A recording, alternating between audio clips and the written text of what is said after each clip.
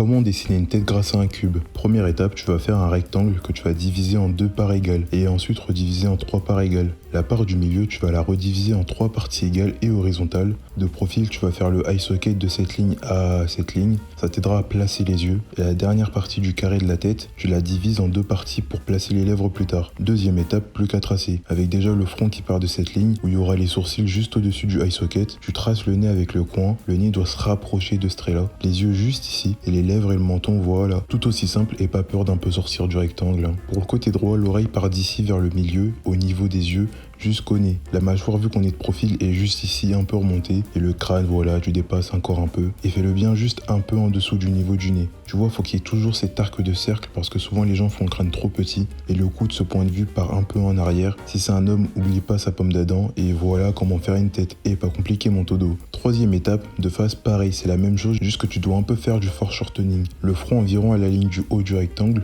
Le crâne en dehors, toujours cet arc de cercle, le eye socket pareil, la mâchoire commence où il y a les lèvres, puis le menton et voilà, les oreilles la même. Oublions pas les cheveux, très souvent les gens oublient leur gravité, on est sur terre donc les cheveux sont chaotiques, mais pas tant que ça. Donc si lisse il tombe et si crépus ou bouclé, assez fixe, ça dépend de la coupe mais ça ira plus en mode soleil. Abonne-toi mon todo pour plus de data dessin. Et voici comment...